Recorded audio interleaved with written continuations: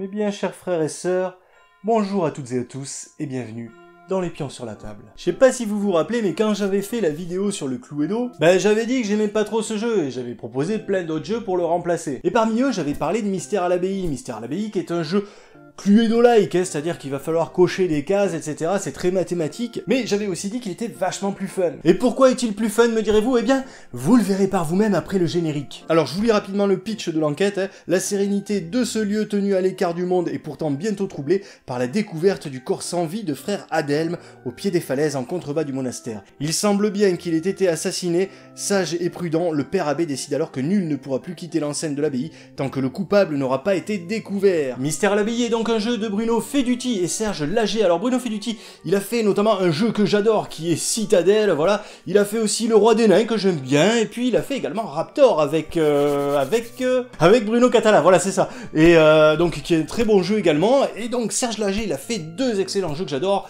qui sont Le Gang des Tractions Avant et Mare Nostrum. Ce jeu est donc conçu pour 3 à 6 joueurs à partir de 8 ans et des durées de partie annoncées d'environ 60 à 90 minutes. Installez-vous confortablement sur les bancs de la messe pendant ce temps. Moi je pose les pions sur la table.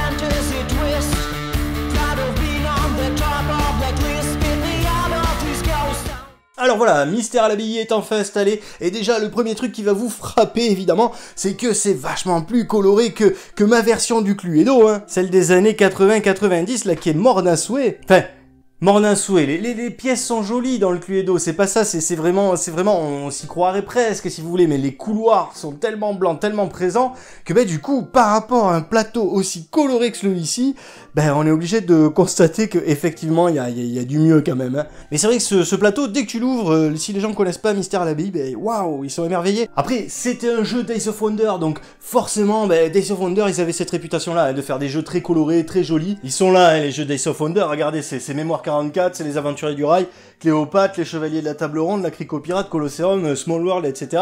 Enfin, c'était des jeux très colorés, très beaux. Enfin, je dis c'était, il faut toujours des jeux, hein. Mais dans le cas de Mystère à l'Abbaye, c'est un jeu que vous pourrez trouver que d'occasion, normalement, hein. Alors après, au niveau matos, il y a des petits pions, là, voilà, des petits pions moines qui se ressemblent tous, hein, seule la couleur change. C'est toujours mieux que les fameux pions informes et déshumanisés de ma version du Cluedo, en tout cas, et je pense que c'est toujours la même chose dans les Cluedo actuels. On a 3 petits dés aussi avec les couleurs de chacun des joueurs. On a des petits carnets de notes, mais on y reviendra après. Plein de cartes, mais ça on les verra en détail. Et le petit matos original du jeu, une petite clochette, voilà, pour sonner la messe. Et oui, parce que bon, comme on est dans un monastère, bien évidemment, les tours vont être rythmés par les différentes messes. Et des messes dans un monastère, il y en a beaucoup, hein, il y en a 8 au total dans la journée. Ça va des matines, hein, sonner les matines, jusqu'au compli ou complies. Et donc chacun de ces tours de jeu représentés par une messe va se décomposer en 4 rounds. Chaque round va se passer normalement de la même manière. C'est-à-dire que tous les joueurs, les uns après les autres, vont pouvoir se déplacer de 2 cases, éventuellement interroger l'un de leurs confrères, mais également faire une action dans la pièce du monastère dans laquelle ils se trouvent. Alors, bien évidemment, comme dans un Cluedo, en fait, on a caché une première carte sous le plateau de jeu, et donc cette carte-ci, ce sera le coupable. Et donc,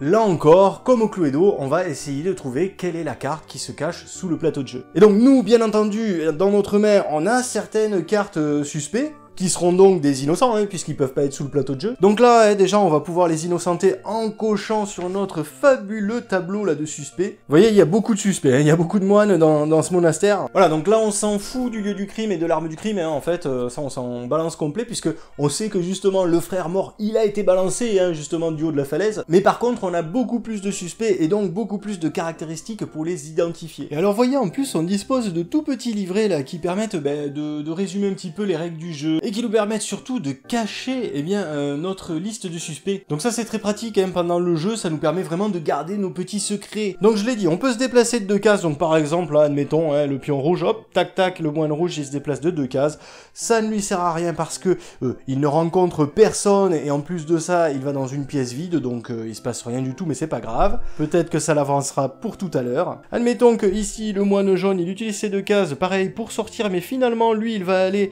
se diriger vers l'escalier là-bas, le petit escalier qui le mène au confessionnal. Alors il y a 2 confessionnals dans le jeu, hein, un accès direct depuis l'église et un depuis la cour. Donc quand on arrive dans ce type de pièce, on va aller recueillir le secret des autres moines, donc qui ont été entendus en confession juste avant nous. Donc là admettons, ça a été tiré au hasard ça en début de partie. Hein. Ici le dernier à être entré au confessionnal c'était le moine rouge, ce qui veut dire que si je viens ici, je vais pouvoir lui piquer une carte. Et j'insiste bien sur le terme piquer, c'est-à-dire que dans ce jeu en fait, on se contente pas juste de se montrer les cartes, en fait on se les accapare. Ce qui fait qu'en gros, plus un moine a de cartes, et plus il est compliqué d'aller lire chez lui. Donc là, je prends une carte au moine rouge, je peux là encore cocher ce nouveau suspect, hein. Je suis sûr que c'est pas lui qui a tué le frère Adelme. Et donc, une fois que j'ai fini mon enquête ici au confessionnal, je vais pivoter ce dé, de manière à ce qu'il affiche la face jaune, puisque je suis désormais le dernier à être allé au confessionnal. Donc c'est bien, cette petite pièce, elle m'a permis d'avancer, mais par contre, du coup, j'ai mis une de mes cartes à disposition, hein, si on peut dire. Le prochain qui va passer, il va m'en prendre une. Alors ensuite, admettons, disons que voilà, le pion noir, lui, va au scriptorium. Alors ça, c'est après plusieurs tours de jeu, parce qu'en fait, il aurait pas pu y aller ce tour-ci. Vous avez compris qu'il n'a que 2 déplacements, et là, le scriptorium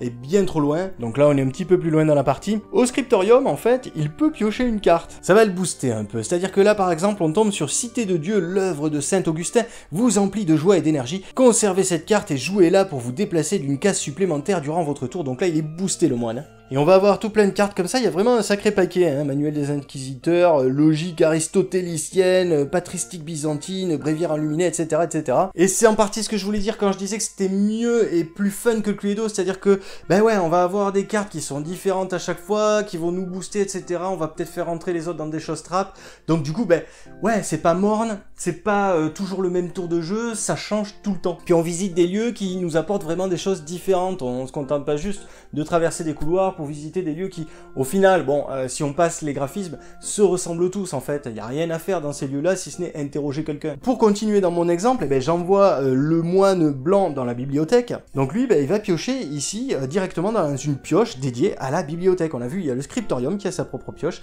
et la bibliothèque aussi a la sienne. Alors en fait, la bibliothèque, vous ne pouvez y piocher des livres que si vous avez moins de cartes que tous les autres joueurs autour de la table. C'est-à-dire qu'en gros, c'est le boulet de canon dans Mario Kart, hein, les livres de la bibliothèque dans Mystère à l'Abbaye, c'est-à-dire que voilà, ça va essayer de vous aider à rattraper les autres. Alors là, par exemple, j'ai Miroir du Monde, regardez toutes les cartes suspectes d'un joueur désigné par le dé. Ouais, ça vous fait avancer énormément, évidemment. Vous imaginez, vous voyez toute la main d'un joueur. Et voilà, comme je vous disais, hein, là, le jeu est vachement plus dynamique que dans le Cluedo, ça bouge dans tous les sens. Alors dans ce jeu, on peut également aller dans une cellule. Alors ce n'est pas une cellule de prison, hein, une cellule dans un monastère, c'est une chambre. Donc chacun des joueurs dispose de sa chambre, ici, sur la carte. Il y en a d'ailleurs qui sont plus ou moins éloignés du point de départ que les autres, hein, donc il y a une petite forme d'injustice dès le départ, puisqu'il va falloir crapahuter un petit peu plus loin pour aller voir les cellules de certains joueurs. Mais voilà, admettons que mon moine vert là, aille visiter la cellule blanche, ça va lui permettre là encore d'aller piquer une carte au moine blanc. Alors par contre, si vous êtes pris sur le fait en train de fouiller dans une cellule, c'est-à-dire que là par exemple le moine blanc, il parvient jusqu'à la cellule blanche, il se rend compte que le moine vert est en train de fouiller sous son lit, non seulement il va lui redemander la carte, mais en plus il va l'expédier en pénitence sur la case de départ, c'est-à-dire l'église. Donc le moine vert là, hop, zoup là, pénitence. Donc là encore on est un petit peu au-delà du Cluedo, hein. Il y a un côté immersif, oulala, qu'est-ce que tu fais dans ma chambre toi, dégage de là, va prier un coup parce que là, ce que t'as fait c'est pas bien quoi. Alors on a aussi une case parloir, alors je vous ai pas dit, hein, mais en fait sur le plateau de jeu tout est écrit en latin en réalité, donc là je traduis en français mais c'est écrit en latin. Et donc dans le parloir en fait, on va pouvoir consulter cette pioche ici, et ça va nous faire grandement avancer aussi, parce qu'on va découvrir un nouveau suspect à innocenter, et celui-ci pour l'instant on est le seul à le connaître, hein, puisqu'il n'a été en possession d'aucun autre joueur autour de la table. C'est une pioche qu'on a constituée au départ. Alors bien sûr, après ce suspect il est amené à circuler dans les différentes mains des joueurs, hein, au fil des interrogatoires, au fil des fouilles de cellules, etc. etc. Mais au départ, vous êtes le seul à connaître ce personnage-là. Il va falloir veiller à ce que ça dure dans le temps. Encore une pièce intéressante intéressante ici, la crypte. Donc dans la crypte, en fait, on aura toujours le même type de carte, qui vous permettra tout simplement de doubler votre tour de jeu, hein. Voilà, vous rejouez un tour. Alors, après votre déplacement et avant vos actions, vous pouvez interroger un personnage à partir du moment où vous vous trouvez sur la même case que lui. Donc quand je parle de personnage, je parle de joueur adverse. Et donc là, vous n'allez pas vous contenter en fait de lui demander de vous montrer une carte. Vous allez devoir être plus fin que ça en fait, puisque vous allez devoir lui poser une question. Alors ça peut tout à fait être « As-tu frère Albert dans ta main hein ?» Mais ça peut aussi être beaucoup plus subtil que ça. Par exemple, vous pouvez lui demander combien de barbus te reste-t-il à cocher sur ta petite fiche. Ou encore combien de bénédictins possèdes-tu dans ta main. Voilà, de mémoire, on peut poser à peu près toutes les questions qu'on veut. Et donc là, la personne que l'on interroge a à faire un choix. Soit elle décide de nous répondre de bonne foi, et ça c'est cool pour elle aussi parce qu'en retour, elle va pouvoir vous poser une question. Mais la personne interrogée, elle peut aussi décider de faire vœu de silence. Ce qui fait qu'elle ne va pas vous répondre et qu'elle ne vous posera pas de questions. Ouais, c'est pratique le métier de moine hein, quand même, hein. T'imagines ça dans un film policier? Où étiez-vous à 14 h?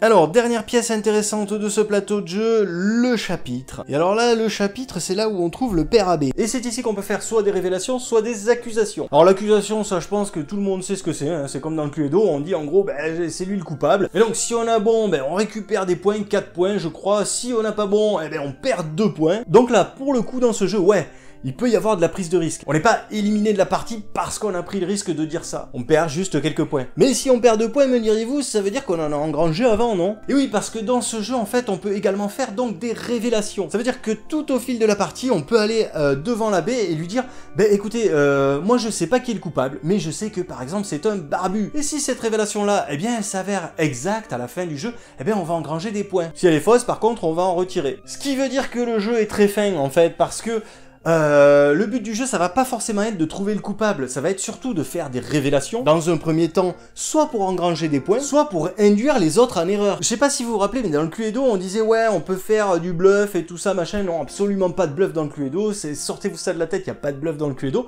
Par contre là, oui. C'est-à-dire que je peux très bien me dire, ouais allez, je prends le risque de dire que il a une barbe alors que j'en sais rien du tout. Au mieux, je gagne des points, au pire, j'envoie les autres sur une fausse piste. Et des critères pour faire des révélations comme ça, dans Mystère à l'Abbaye, vous l'avez vu, il y en a plein. C'est-à-dire que déjà, on a les différents ordres de moines, hein, les hospitaliers, les franciscains, les bénédictins. On a leur titre, c'est-à-dire est-ce qu'ils sont pères, frères ou novices. On a leur trait physique, c'est-à-dire est-ce qu'ils ont des capuches ou pas de capuches. Est-ce qu'ils ont de la barbe ou pas de barbe. Est-ce qu'ils sont gros ou maigres. Donc il y a vraiment beaucoup de possibilités de faire de l'esbrouf. Beaucoup de possibilités de paris aussi. Voilà, donc là vous avez compris le but du jeu, vous avez compris comment fonctionnait un tour de jeu. Donc je l'ai dit, ça se passe en 4 rounds. Et à la fin du 4e round, en fait, on va sonner la fameuse cloche. Et donc là, on a qu'à lire la carte, en fait, tous les pions retournent à l'église, et là, chaque joueur passe une carte suspecte à son voisin de gauche, donc on fait tourner le jeu, hein, ce qui évite, là aussi, par rapport au Cluedo, le fameux blocage. Comme on est toujours en train de se piquer des cartes, d'en faire passer à son voisin et tout ça, ben, on passe pas toujours la même. Et donc le jeu avance plus facilement.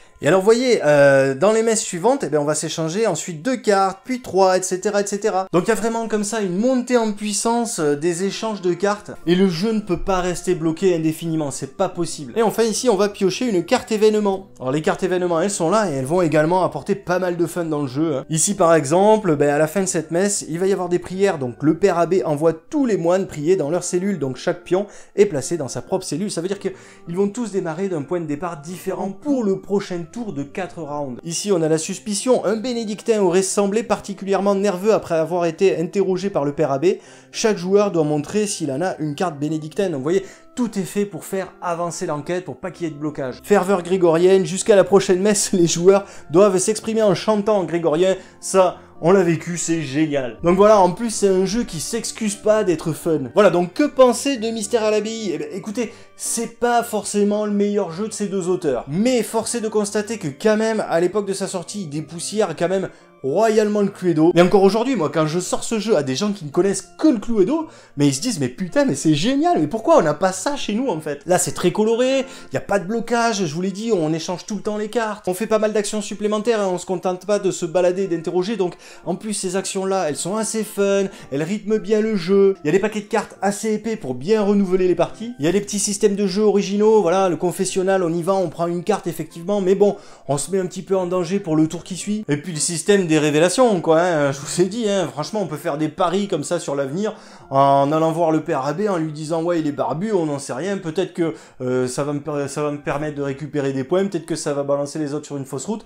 Bref, c'est parfait, ça. Alors après, moi, c'est pas mon style de jeu, dans le sens où, voilà, les enquêtes mathématiques, moi, j'aime bien Intrigue à Venise, mais je le ressors pas tous les week-ends, par exemple, mais je préfère les jeux d'enquête un petit peu plus immersifs, type Murder Party, Sherlock Holmes, Détective Conseil, etc. Mais sincèrement, quitte à choisir, je préfère sortir Mystère à l'abbaye que ce bon vieux Cluedo, quoi. Ça, vous m'avez compris, je pense. Voilà, donc je vous recommande chaudement de remplacer votre Cluedo par Mystère à l'abbaye. Alors malheureusement, je crois qu'il n'est plus en vente neuf, donc il va falloir le trouver d'occasion, mes amis, ou aller l'emprunter quelque part. Vous savez désormais tout ce qu'il y a à savoir sur ce jeu. En attendant de nous retrouver pour une prochaine vidéo, je vous dis à bientôt, et n'oubliez pas entre-temps de mettre les petits pions sur la table.